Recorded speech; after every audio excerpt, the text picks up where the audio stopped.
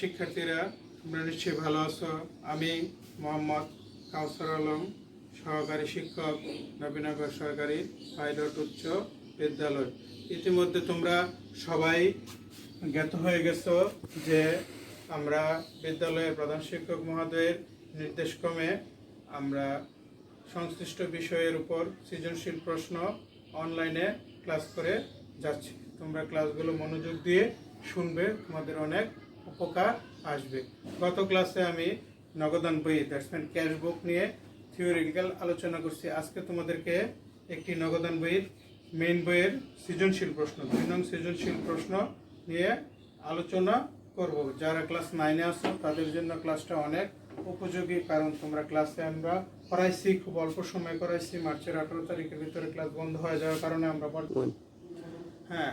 প্রথম ক্লাসটা আমরা নগদান বই ক্যাশবুকের থিওরিক্যাল আলোচনা করছি। আজকে আমরা 2 নং সৃজনশীল প্রশ্নটা আলোচনা করব। তোমরা একটু মনোযোগ দিয়ে শুনবে। তোমরা মেইন বই থেকে 123 পৃষ্ঠায় 2 নং সৃজনশীল প্রশ্নটা ভালো করে পড়বে, তখন অনলাইন ক্লাসটা মনোযোগ দিয়ে কি উপভোগ করবে এবং বাড়িতে খাতায় প্র্যাকটিস করবে। তখন ক্লাসটা খুবই উপযোগ মনে হবে, অঙ্কটা খুব সহজসাধ্য মনে হবে, ক্লাসটা অনেকটা উপভোগযোগ্য মনে হবে। এখানে সৃজনশীল প্রশ্ন কত বলা আছে, বন্দর ট্রেডার্সের অফিস সরঞ্জামের মূল্য নির্ণয় করো। 5 তারিখের লেনদেনে বলা আছে ব্যবসায়িক ব্যবহারের জন্য একটি ফটোকপি মেশিন ক্রয়, এবং 15 তারিখের লেনদেনে বলা আছে ফটোকপি মেশিন বহন ও সংস্থাপন খরচ। তাহলে আমরা লেখছি কি 2 নং প্রশ্নোত্তর ক, বন্দর ট্রেডার্সের অফিস সরঞ্জামের মূল্য নির্ণয়। আমাদের এইভাবে শিরোনাম বলো, ক্যাপশন বলো দিয়ে আমরা শুরু করব। তারিখ, বিবরণ, টাকা 2017-5 ফটোকপি মেশিন ক্রয়। এটা একটা অফিস সরঞ্জাম, one kinds of office equipment. অনেক ধরনের অফিস কম্পিউটার ক্রয় করলে অফিস সরঞ্জাম হবে। এরপরে আছে কত টাকা, ফটোকপি মেশিন বহন ও সংস্থাপন খরচ 3000 টাকা। মোট অফিস সরঞ্জামের মূল্য 78,000 টাকা। উত্তর লাগবে 78,000 টাকা। তাহলে তোমরা এটা মোটামুটি ক্লিয়ার হয়ে গেছো। 2 নম্বরে 2 পাওয়া যাবে এইভাবে যদি শিরোনাম সহকারে উপস্থাপন করো। আমরা আজকে তোমরা নিশ্চয়ই অবগত আছো যে আজকে আমরা হিসাব বিজ্ঞান এবং শিরোনাম ছিল আমাদের কি নগদান বই। এটা আমি মুখে বলে নিচ্ছি, বোর্ডেও লেখা আছে। হ্যাঁ, তাহলে যে কোনো অফিস সরঞ্জাম একটা মূলধন জাতীয় ব্যয়, এটা যদি দূর থেকে কিনা আনতে বহন খরচ, এটা বসাইতে যে খরচগুলো হয় এটাকে বলা হয় সংস্থাপন খরচ। যদি ভেহিকেল বা যানবাহন দিয়ে সেরা, মিনি পিক আপ দিয়ে সেরা বা কোনো লঞ্চ কার্গো দিয়ে সেরা যদি আমরা মেশিনটা আমাদের অফিসে বা ব্যবসা প্রতিষ্ঠানে আনি, ওই মেশিনটাকে বসাতে হলে যে ইলেকট্রিক্যাল বিভিন্ন মিস্ত্রির কাজ থাকে ওইগুলোকে বলা হয় সংস্থাপন স্টিভেজ এক্সপেন্স। হ্যাঁ, আমরা মেশিন বহন ও সংস্থাপন খরচটা আমরা মেশিন ক্রয়ের সাথে যোগ করে সে অফিস সরঞ্জামের মূল্য হয়ে গেছে 78,000 টাকা। তোমরা নিশ্চয়ই বুঝতে পারছো।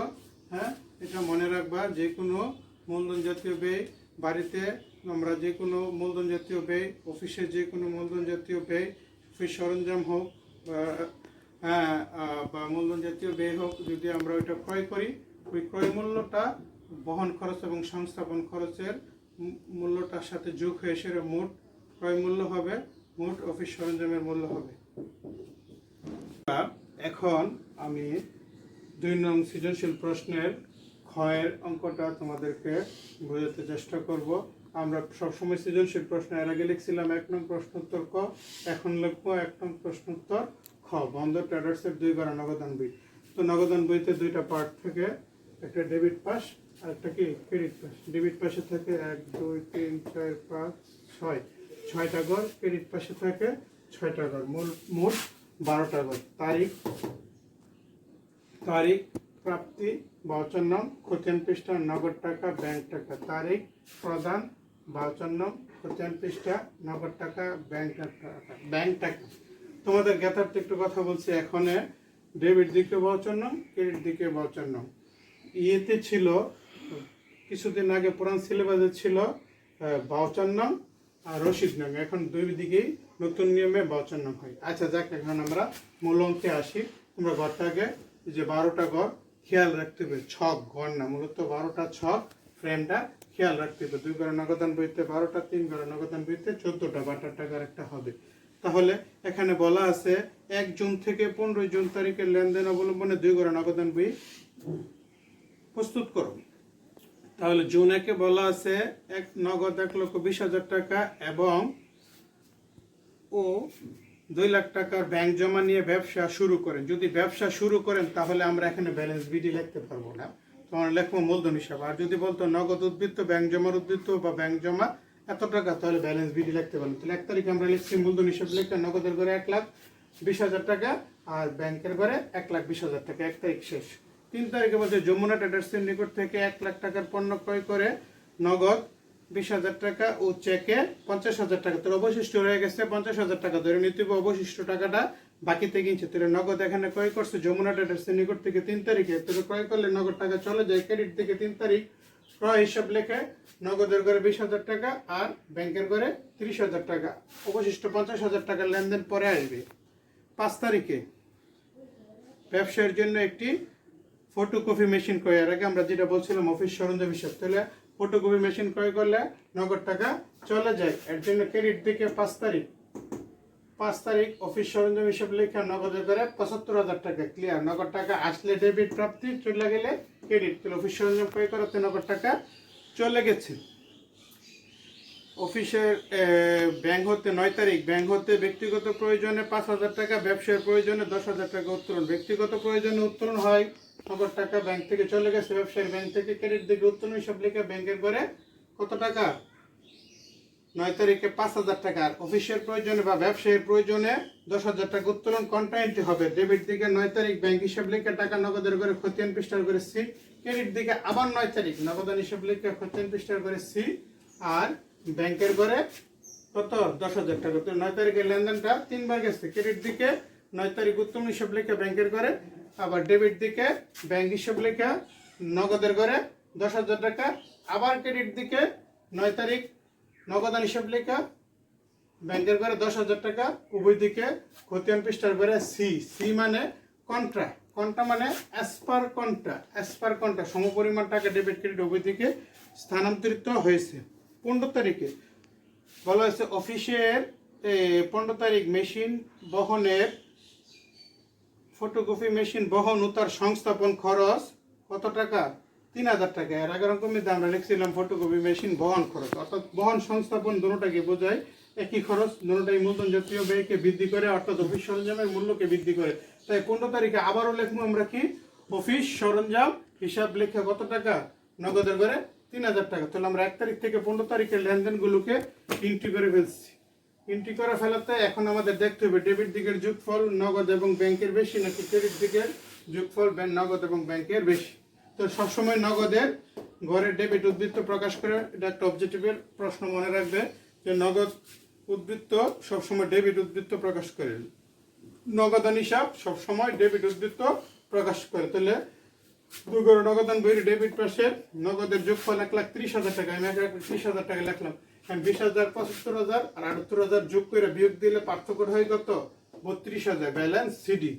আর ব্যাংকের ঘরে ডেবিট দিকে 2 লাখ টাকা আছে, যোগফল 2 লাখ টাকা লিখলাম। এখন 30,000, 50,000 আর 10,000 যোগ করে বিয়োগ দিলে পার্থক্য হয় কত, যোগ করে বিয়োগ করলে পার্থক্য হয় 1,55,000 টাকা। সবসময় খেয়াল রাখবা যে কোনো মাসের শেষ তারিখে ব্যালেন্স সিডি লিখতে। জুন মাস 30 তারিখে শেষ হইতে 30 লিখে ব্যালেন্স সিডি ক্রেডিট ডাউন।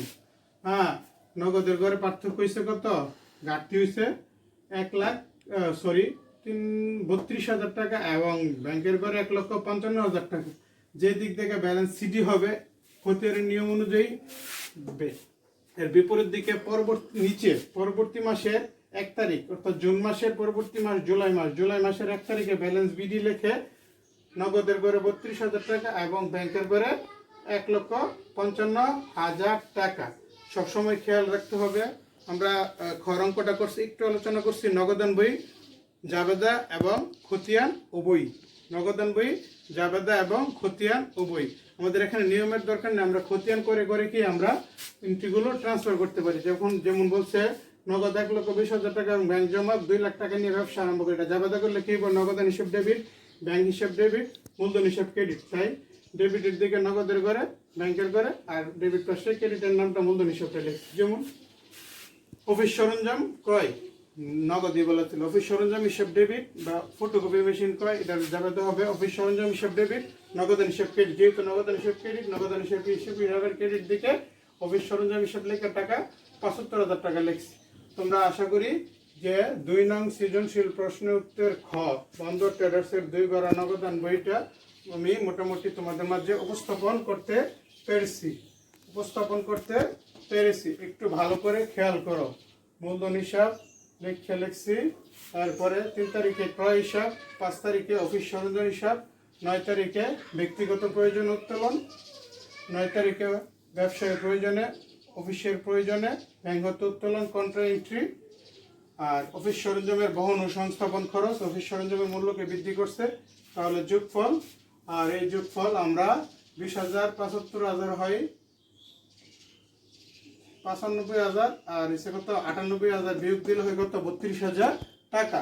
আর এখানে আছে ৩৫,০০০ আর ১০,০০০, ৪৫,০০০ 2 লাখের থেকে বাদ দিলে হয় ৫৫,০০০ টাকা, অর্থাৎ ব্যালেন্সিং ফিগার। মূলত ব্যালেন্স সিডি সে বিএফ ব্যালেন্সিং ফিগার। পার্থক্যটা হয়ে গেছে আমাদের নগদ প্রাপ্তির থেকে নগদ প্রদান বাদ দেওয়ার পর আমাদের উদ্বৃত্ত রয়ে গেছে। ব্যালেন্স শব্দ অর্থ হচ্ছে উদ্বৃত্ত, এখান থেকে স্থানান্তর ৩২,০০০ টাকা। আর ব্যাংকে আমরা ছিল ২ লাখ টাকা ব্যাংক মারফত খরচ করছি। এই ৩টা দফা আমাদের ব্যাংকে উদ্বৃত্ত রয়ে গেছে কত ১,৫৫,০০০ টাকা। তাহলে ব্যালেন্স সিডি ৩০ তারিখে ব্যালেন্স সিডি ৩২,০০০ টাকা, নগদের ঘরে ব্যাংকের ঘরে ১,৫৫,০০০ টাকা। তদ্রুপ অপর দিকে পরবর্তী মাস জুলাইয়ের ১ তারিখে ব্যালেন্স বিডি ৩২,০০০ টাকা, নগদের ঘরে ১,৫৫,০০০ টাকা, ব্যাংকের ঘরে।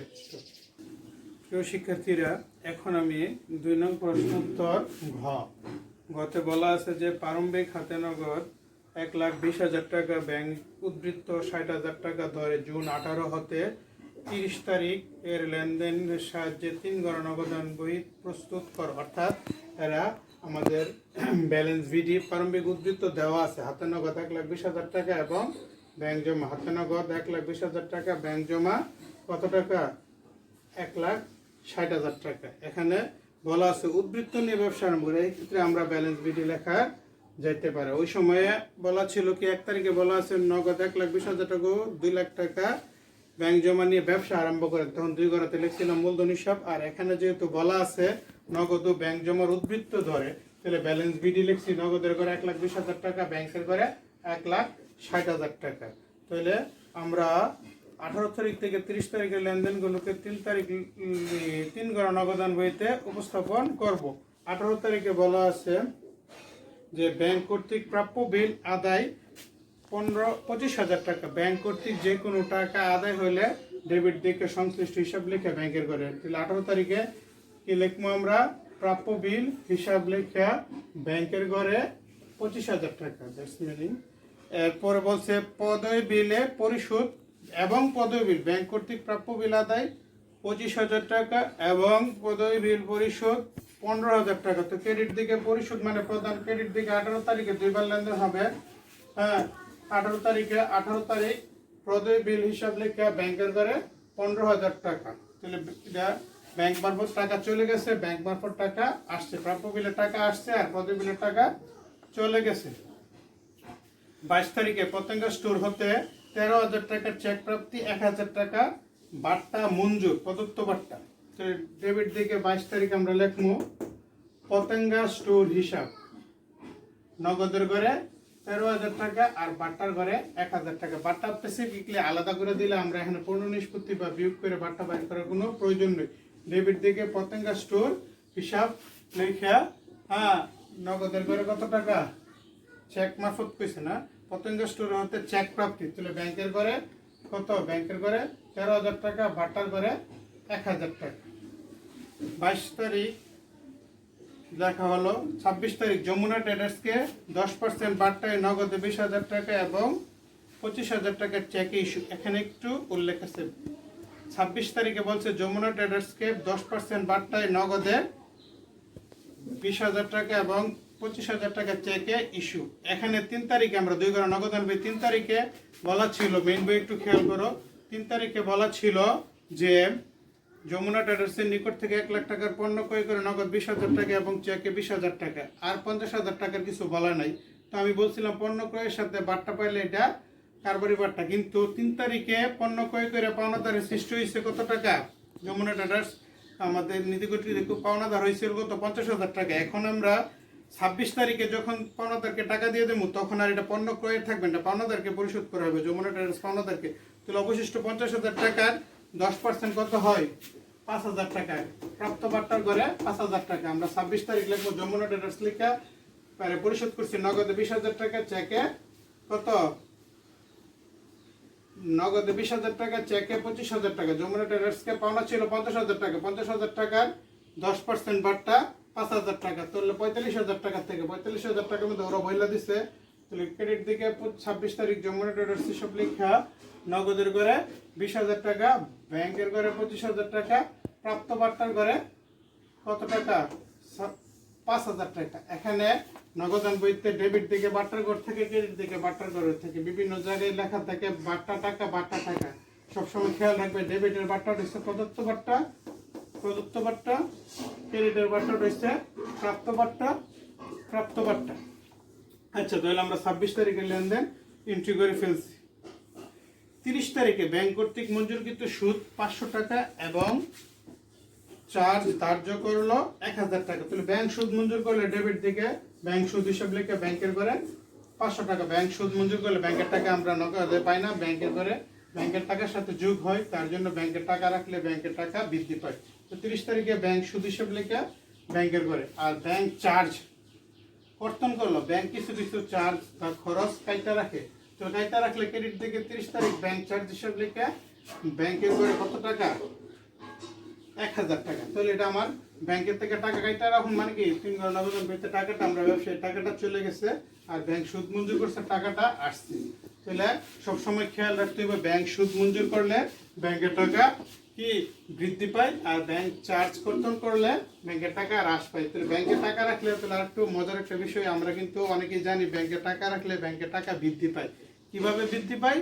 ব্যাংকে টাকা রাখলে বাৎসরিক, ত্রৈমাসিক, ত্রিমাসিক একটা বিভিন্ন পলিসিতে আমরা বিভিন্ন অ্যাকাউন্টে টাকা রাখি। তাহলে ওই পলিসি অনুযায়ী এফডিআর বিভিন্ন পলিসি অনুযায়ী ব্যাংকের সুদের টাকাটা যখন আমার মূল টাকার সাথে যোগ হয় তাহলে ব্যাংকের টাকা বৃদ্ধি পায়। মূলত ব্যাংক সুদ মঞ্জুর করলে ওই সুদের টাকা ব্যাংকের মূল টাকার সাথে আমার জমাকৃত টাকার সাথে যোগ হইলেই ব্যাংকের টাকা বৃদ্ধি পায়।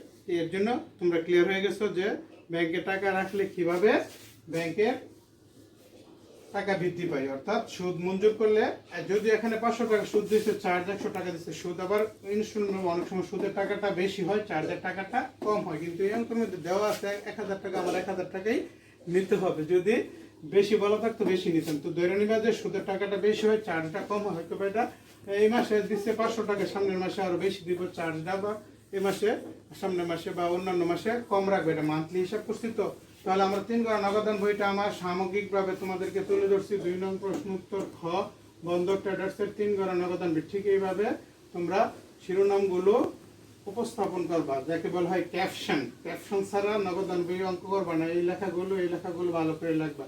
নগদান বইয়ের ডেবিট পাস 3 ঘর নগদান বইয়ের ডেবিট দিকে 60 ঘর, ক্রেডিট দিকে 60 ঘর।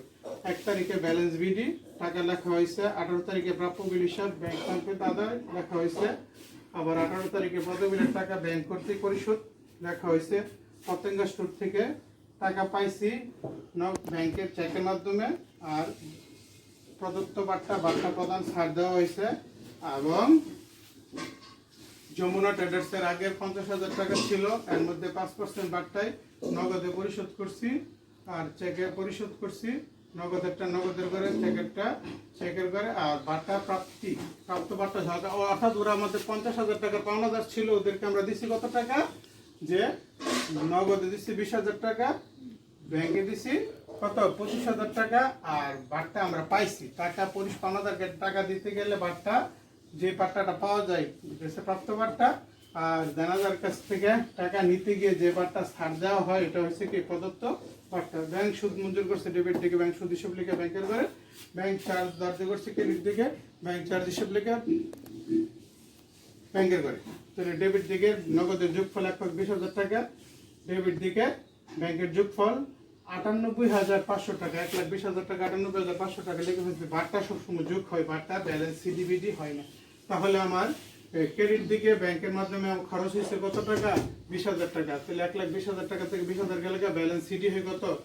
1 লক্ষ টাকা। 1 লক্ষ টাকা, 1 লক্ষ টাকা। আবার ডেবিট দিকে ব্যাংকের যোগফল হয়েছে কত টাকা? ডেবিট দিকে ব্যাংকের যোগফল হয়েছে আমাদের, ব্যাংকের যোগফল হয়েছে কত? 98,500। আর ব্যাংক মারফত বিভিন্ন পারপাসে খরচ হয়েছে কত? 15,000, 25,000, হয়েছে কত? 30,000, 40,000, 41,000। 41,000 98,500 থেকে বাদ দাও।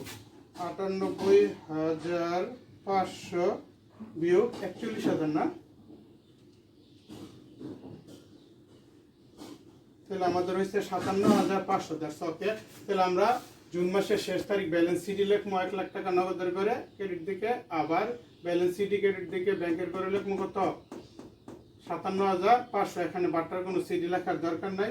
তো নিয়ম অনুযায়ী, খতিয়ানের নিয়ম অনুযায়ী যেদিক দিকে ব্যালেন্স সিডি হয় বিপরীত দিকে পরবর্তী মাসের 1 তারিখে ব্যালেন্স বিডি, অর্থাৎ জুন মাসের পরবর্তী মাস জুলাই 1 ব্যালেন্স বিডি নগদের করে কত টাকা? 1 লাখ টাকা ব্যালেন্স সিডি, আর ব্যাংকের করে 57,000 টাকা।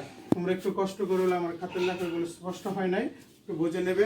তোমরা আশা করি মেইন বইটা, বিশেষ করে মেইন বইয়ের 2 নং সৃজনশীল প্রশ্ন রয়েছে 123 পৃষ্ঠা, অর্থাৎ 1, 2, 3 আমাদের বইয়ের কি বোর্ড বই এর পৃষ্ঠা হচ্ছে কত?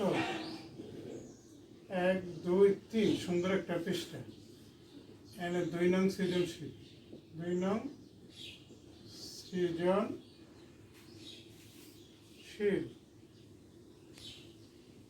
নং সৃজনশীল প্রশ্নটা তোমরা খুঁজে নেবে। খেয়াল করো, বোর্ড বই মানে আমাদের স্কুল থেকে যে বইটা তোমাদেরকে দেওয়া হয়েছে, বোর্ড বইয়ের পৃষ্ঠা নাম্বার 123, হ্যাঁ, আর অঙ্ক নম্বর 2 নং সৃজনশীল। আশা করি তোমরা, আমি এতটুকু যা চেষ্টা করছি, তোমরা যদি বইয়ের অঙ্কটা পড়ে এই যে 2 গড়া 3 গড়া ছকগুলো সুন্দর টিকে করে অঙ্কটা বাড়িতে প্র্যাকটিস করলে ইনশাল্লাহ তোমরা উপকার হবে। বিশেষ করে নবম শ্রেণীর ছাত্ররা, তোমরা ক্লাসগুলোতে অঙ্কগুলো কম পাইছো, অল্প অল্প আমরা করাইছি, যেহেতু মার্চে বন্ধ হয়ে গেছে 18 তারিখে, তোমরা ফ্লো করবা। আর যারা এসএসসি পরীক্ষার্থী আছো, তোমরা এই অঙ্কটা পারলে বিভিন্ন প্রশ্ন ব্যাংক বোর্ড প্রশ্নগুলো থেকে এর থেকে এরকম এন্ট্রি সম্পন্ন 2 গড়া 3 গড়া অঙ্ক পরীক্ষা আসে। আমি পর্যায়ক্রমে নবম শ্রেণীর ছাত্রদেরকে একটু প্রায়োরিটি দিতেছি। তোরা ক্লাস কম পাইছো, আর দশম শ্রেণীরা তো 9-এ পূর্ণাঙ্গ ক্লাস পাইছো, তোমরা এটা ফ্লো করে প্রশ্ন ব্যাংক ফ্লো করবে। আমি আগামী 2-1টা ক্লাস করার পরে আমি বোর্ড কোশ্চেন্স, দ্যাটস মিনিং বিভিন্ন যে পাবলিক পরীক্ষায়, এসএসসি পরীক্ষায় বিভিন্ন সনের থেকে যাচাই বাছাই করে, তোমরা অবশ্য বিভিন্ন প্রশ্ন ব্যাংক তোমাদের কাছে আছে, তাহলে ওই প্রশ্ন ব্যাংকের আলোকে আমি বিভিন্ন বোর্ডের থেকে উল্লেখযোগ্য অধিক গুরুত্বপূর্ণ ইম্পর্টেন্ট অঙ্কগুলো এভাবে সমাধান করে তোমাদের কাছে উপস্থাপন করতে চেষ্টা করবে। তোমরা ভালো থাকো, সুস্থ থাকো, ঘরে থাকো, সামাজিক দূরত্ব বজায় রাখো, হ্যাঁ, প্রয়োজনে গরিব অসহায়দেরকে সাহায্য করো, বিনা প্রয়োজনে ঘর থেকে বাইর হবে না। আমি আবারও পরিশেষে বলছি, আমাদের এই অনলাইন ক্লাসের উদ্যোগ নেওয়া হয়েছে নবীনগর সরকারি পাইলট উচ্চ বিদ্যালয়ের সম্মানিত প্রধান শিক্ষক জনাব আবু মুসা স্যার বিদ্যালয়ের প্রশাসন থেকে। তাই আমরা তোমাদেরকে নিয়মিতভাবে এই অনলাইন ক্লাস দিয়ে দিতে চেষ্টা করব। তোমরা নিজেরা ভালো থেকো, আমার জন্য দোয়া রেখো। আল্লাহ হাফিজ।